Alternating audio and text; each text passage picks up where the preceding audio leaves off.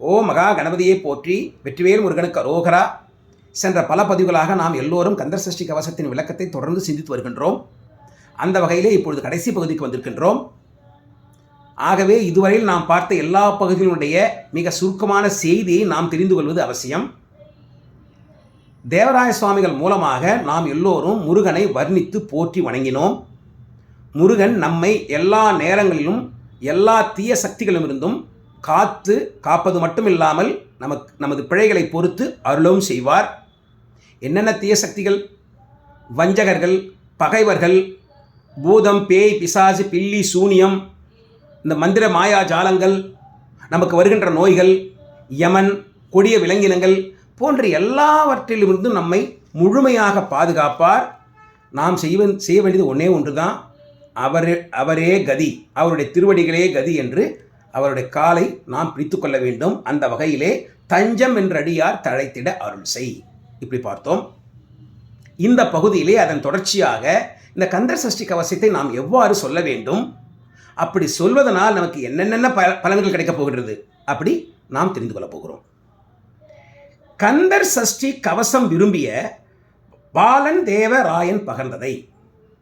இந்த கந்தர் சஷ்டி கவசத்தை நமக்கு சொல்லியது தேவராய சுவாமிகள். பாலகன் குழந்தை தேவராய சுவாமிகள். தேவராய சுவாமிகள் நாம் எல்லோருக்கும் பெரிய மகான். ஆனால் முருகக்கடவுளுக்கு பிள்ளைதானே, ஆகவே பாலன். நாமும் பிள்ளைதான் முருகனுக்கு, தேவராய சுவாமிகளும் பிள்ளைதான். ஆகவே பாலன் தேவராயன் சுவாமிகள் அவர் விரும்பி பகர்ந்ததை நாம் காலையில் மாலையில் கருத்துடன் நாளும், காலையிலும் மாலையிலும் எல்லா நாட்களிலும் ஒரே கருத்துடன், நல்ல கருத்துடன், நல்ல எண்ணத்துடன், நல்ல நோக்கத்துடன், ஆசாரத்துடன் அங்கம் துலக்கி நேசமுடன் ஒரு நினைவதுவாகி, நமது அங்கத்தை துலக்கி புறத்தூய்மை செய்து நேசமுடன், பிரியமுடன், அன்புடன் ஒரே நினைவாக, கந்த சஷ்டி கவசத்தின் நினைவாக, கந்த கடல் நினைவாக இந்த கந்தர் சஷ்டி கவசத்தை, தேவராய சுவாமிகள் அருளிய இந்த கந்தர் சஷ்டி கவசத்தை சிந்தை கலங்காமல், நமது மனம் உள்ளம் கலங்காமல், உறுதியாக கலங்காமல் தியானிப்பவர்கள், அதை மனதில் வைத்து தியானம் செய்பவர்களுக்கு எப்படி தியானம் செய்ய வேண்டும்? ஒரு நாள் 36 உரு கொண்டு, ஒரு நாளைக்கு 36 உரு, 36 முறை சொல்ல வேண்டும். எப்படி சொல்ல வேண்டும்? ஓதியே ஜெபித்து உகந்து நீர் அணிய, திருநீர் அணிந்து ஓதியே ஜெபிக்க வேண்டும், ஓத வேண்டும், வாயார சொல்ல வேண்டும், வாய்விட்டு சொல்ல வேண்டும். அப்படி சொல்பவர்களுக்கு கந்தர் சஷ்டி கவசத்தை வாய்விட்டு சொல்ல வேண்டும். புறத்தூய்மை செய்து தினந்தோறும் காலையிலும் மாலையிலும் விபூதி அணிந்து சொல்ல வேண்டும். அப்படி சொல்பவர்களுக்கு என்னென்ன பலன்? அட்டதிக்குள்ளோர் அடங்கலும் வசமாய். அட்ட திக்குகள், 8 திசைகள், 8 திசையில் உள்ள எல்லோரும், அப்படின்னா உலகத்தில் இருக்கிறது 8 திசை. 8 திசையில் உள்ள எல்லோரும் என்ன? இந்த உலகத்தில் உள்ள அத்தனை பேர்களும், எல்லோரும், உலகமே, உலக மக்கள் எல்லோரும் அடங்கலும் வசமாய். நமக்கு கந்தர் சஷ்டி கவசம் தினந்தோறும் சொல்லுகின்ற நமக்கு, மன உறுதியின் சொல்லுகின்ற நமக்கு, அவர்கள் அடங்கலுமாய் நமக்கு வசமாவார்கள். நமக்கு நாம் செய்ய வேண்டிய காரியங்கள் எல்லாமே மிகவும் சுலபமாக ஈடேறும். அடங்கலும் வசமாய். திசை மன்னர் என்மர் சேர்ந்தங்கு அருளுவர். 8 திசைகள், இந்த 8 திசைகளுக்கும் 8 என்மர், 8 அரசர்கள், மன்னர்கள் இருக்காங்க. யார் யாரு? இந்திரன், அக்னி, யமன், நிருதி, வருணன், வாயு, குபேரன், ஈசானன். இந்த 8 அரசர்களும் திசைமன்னர் என்மர் சேர்ந்து அங்கு அருள்வர். எல்லாரும் ஒன்றா வந்து நமக்கு அருள் செய்வாங்க. ஒருத்தருக்கும் நமக்கு அருள் செய்யாதவங்களே இருக்க மாட்டாங்க. அப்படின்னு நமக்கு நல்லதே நடக்கும். மாற்றலர் எல்லாம் வந்து வணங்குவர். மாற்றலர் நமது பகைவர்கள், நமக்கு தீயவர்கள், நமக்கு வஞ்சனை செய்பவர்கள், இவர்கள் கூட நம்மை அணுகி நம்மை வணங்குவர். நவகோள் மகிழ்ந்து நன்மை அளித்திடும். 9 நவ கிரகங்களும், 9 கோள்கள், நவ கிரகங்கள், இது எல்லாமே நமக்கு நன்மையே செய்யும், தீமை செய்யாது. நவமதன் எனவும் நல்லெழில் பெறுவர். மதன் மன்மதன், மன்மதன் அழகில் சிறந்தவன். நல்லெழில், நல்ல அழகு. இந்த மன்மதரை போன்று நாமும் அழகான பொலிவை பெறுவோம், அழகாக இருப்போம். ஏற்கனவே ஒரு மன்மதன் அழகாக இருக்கான், நாமும் இப்போ அழகாயிட்டோம். அப்போ நாமளும் மன்மதனாக ஆயிடுறோம். அப்போ நம்மளை என்னன்னு சொல்கிறது? ஆகவே நவமதன், நம்மளாம் புதிய மன்மதன். ஏற்கனவே மன்மதன் இருக்கான்.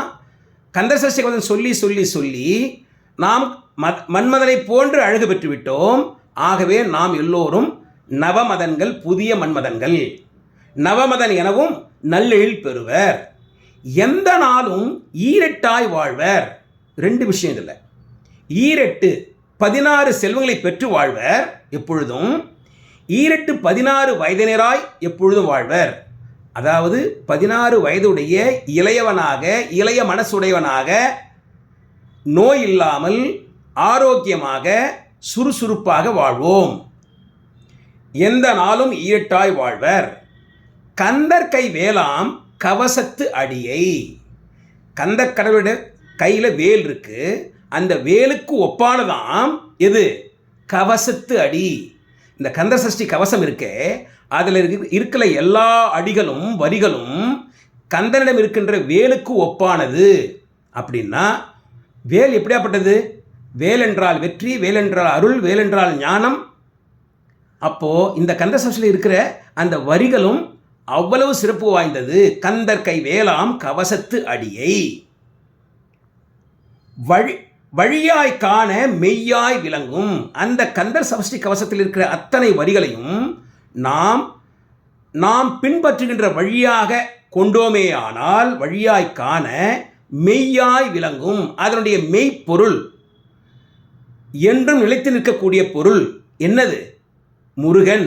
முருகனே மெய், முருகனே என்னும் நிலைத்திருப்பவன், முருகனே உண்மை பொருள் என்பதும் அந்த கந்தர் சஷ்டி கவசம் படிக்க படிக்க நமக்கு விளங்கும். விழியால் காண வெறிண்டிடும் பேய்கள். இந்த பேய்கள் கந்தர் சஷ்டி கவசத்தை தொடர்ந்து சொல்லிக் கொண்டிருக்கிற நம்மை பார்க்கும் பொழுது நம் கண் பார்வை அவங்க பட்டாலே அந்த பேய்கள் எல்லாம் வெறிண்டு ஓடிவிடும், பயந்துவிடும். பொல்லாதவரை பொடி பொடியாக்கும். நமக்கு பொல்லாதவர்கள் இருப்பாங்க இல்லையா? பொல்லாதவர்கள், தீயவர்கள், பகைவர்கள், அவர்களும் பொடி பொடியாகி விடுவார்கள். அப்படின்னா பகை என்பதே இருக்காது. எல்லோருமே நமக்கு நண்பர்களாக, உறவினர்களாக இருப்பார்கள். நல்லோர் நினைவில் நடனம் புரியும் சர்வ சத்துரு சங்காரத்து அடி. இந்த கந்த சஷ்டி கவசத்தினுடைய அடிகள் நல்லவர்கள் நினைவில் நடனம் புரியும் சர்வ சத்துரு, எல்லா விதமான பகைவர்கள், தீயவர்கள், அவர்களை சங்காரம் செய்துவிடும், அழித்துவிடும். ஆகவே நல்லோர் நினைவில் நடனம் புரியும் சர்வ சத்துரு சங்காரத்தடி.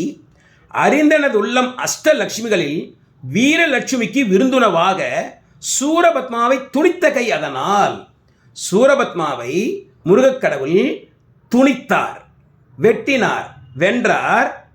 வென்று 8 லட்சுமிகளில் வீரலட்சுமிக்கு விருந்தாக கொடுத்தார், விருந்து படைத்தார். அதே கையினால், எந்த கையை கொண்டு சூரபத்மனை வென்று வெட்டி வீரலட்சுமிக்கு விருந்தாக அதை கொடுத்தாரோ, படைத்தாரோ, அதே கையை கொண்டு 27 உவந்து அமுது அளித்த 27 நட்சத்திரங்களுக்கு மனம் உவந்து அமுது படைத்தார் அதே கைகளை கொண்டு. 6 கார்த்திகை பெண்கள் முருகனை வளர்த்தனர். முருகன் ஒரு படி அதற்கு மேலாக சென்று 27 நட்சத்திரங்களுக்கும் அமுது படைத்தார். அவர் யார்? குருபரன். பரன், பரம்பொருள், பரசிவம். அந்த பரசிவத்துக்கே குருவாக இருந்தவர் சிவகுருநாதன். ஆகவே அவர் குருபரன். பழனி குன்றினில் இருக்கும் சின்ன குழந்தை சேவடி போற்றி. அந்த முருகன், அந்த குருபரன் பழனி குன்றில் இருக்கின்றார். எப்படி இருக்கின்றார்? சின்ன குழந்தையாக இருக்கின்றார்.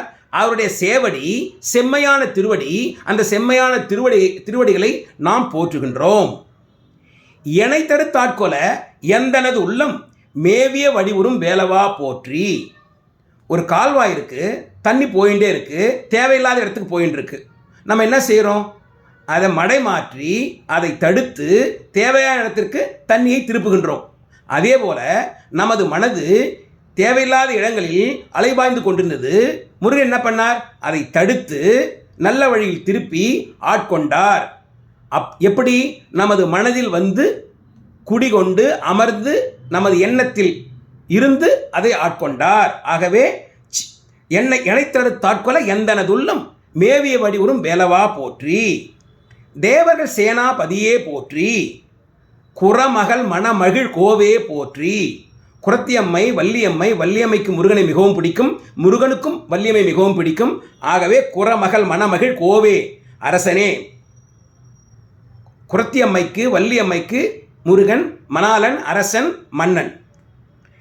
திறமிகு திவ்ய தேகா போற்றி. முருகனுடைய தேகம் எப்படியாப்பட்டது? திவ்ய தேகம், மிகவும் அழகான தேகம். அது மட்டும் இல்ல, திறமிகு மிகவும் திறமையான வலிமையான தேகம். சூரபத்மனை வென்றார் இல்லையா? யாராலையும் வெல்ல முடியாத சூரபத்மனை முருகன் வென்றார். ஆகவே அவருடைய தேகம் எப்படியாப்பட்டது? மிக மிக வலிமையானது. திறமிகு திவ்ய தேகா போற்றி. இடும்பாயுதனே இடும்பா போற்றி. முருகன்கிட்ட இருக்கிற ஆயுதம் இடும்பாயுதம், வேலாயுதம். தனது பக்தர்களுக்கு வருகின்ற துன்பத்தை, இடும்பை அழிப்பவர், அவருடைய பகைவர்களை அழிப்பவர், அழித்து நமது துன்பத்தை போக்குபவர். ஆகவே அந்த ஆயுதம் இடும்பாயுதம், வேலாயுதம். இடும்பா போற்றி. பக்தர்களுடைய தனது பக்தர்களுடைய எதிரிகளுக்கு, பகைவர்களுக்கு துன்பத்தை கொடுப்பவர், நமது பக்தர்களுடைய துன்பத்தை போக்குபவர். ஆகவே இடும்பா போற்றி. கடம்பா போற்றி. கடப்ப மாலை அவருக்கு ரொம்ப பிடித்த மாலை. ஆகவே கடம்பா போற்றி. கந்தா போற்றி. வெற்றி புனையும் வேலே போற்றி. முருகனுக்கு பிடித்த மலர் வெற்றி பூ, வெற்றி மலர். அந்த மலர் மாலை அவர் அணிந்து கொண்டிருக்கின்றார். வெற்றி புனையும் வேலே போற்றி. உயர்கிரி கனக சபைக்கோர் அரசே. உயர்ந்த கிரி, பெருமைக்குரிய கிரி, பெருமை வாய்ந்த புகழ்மிக்க கிரி. கிரினா மலை. எந்த மலை? முருகனுடைய மலை. எந்த மலை? கந்தகிரி. அந்த கந்தகிரியிலே ஒரு கனக சபை இருக்கின்றது. கனக சபை, சபைக்கோர் அரசே. அந்த கந்தகிரியில் இருக்கின்ற பெருமை வாய்ந்த புகழ்மிக்க கந்தகிரியில் இருக்கின்ற கனக சபைக்கு ஓர் அரசனாக விலகுகின்றார் முருகன். இதை கொஞ்சம் பிரித்து கூட பார்க்கலாம். உயர்கிரி, பெருமைமிக்க கிரி, சபைக்கோர் அரசே. எங்கெல்லாம் மலைகள் இருக்கோ அந்த மலைக்கோர் அரசன் முருகன், மலைவாழ் அண்ணல், குன்றோர் குமரக் கடவுள். ஆகவே மலைக்கோர் அரசே. அந்த மலைகள் எல்லாமே முருகன் இருப்பதனால் மிகவும் பெருமை பெற்றது, புகழ் பெற்றது. உயர்கிரிக்கு ஓர் அரசே. அடுத்தது கனக சபைக்கோர் அரசே. கனக சபை, பொற்சபை, தில்லையம்பலம். அந்த தில்லையம்பலத்துக்கே அரசனே. தில்லையம்பலம் நடராஜன் அப்பா இருக்கார் அங்க. முருகனுக்கு அதை போட்டு பார்க்கலாம். முருகனும் சிவனும் ஒன்றுதானே. மயில் நடமிடுவோய் மலரடி சரணம். மயில் மீது வந்து நடனம் ஆடிக்கொண்டிருக்கின்றார். சரணம் சரணம் சரவண பவ ஓம். சரவண பவ என்ற 6 எழுத்து மந்திரத்துக்கும் ஓம் என்கின்ற பிரணவத்திற்கும் நாம் சரணம் சொல்கின்றோம். சரணம் சரணம் சண்முகா சரணம், சரணம் சரணம் சண்முகா சரணம். சண்முகம், ஆறுமுகம். ஆறுமுகம் என்பதே மிக பெரிய மந்திரம். நமது அருணகிரிநாதர் கூட ஆறுமுகம் ஆறுமுகம் ஆறுமுகம் ஆறுமுகம் ஆறுமுகம் ஆறுமுகம் என்ற திருப்புகழிலே சொல்லியிருக்கின்றார். அதை நம்ம இன்னொரு தருணத்தில் பார்க்கலாம். அவ்வளவு சிறப்பு வாய்ந்த மந்திரத்தை கொண்டு இதை முடிக்கின்றார்.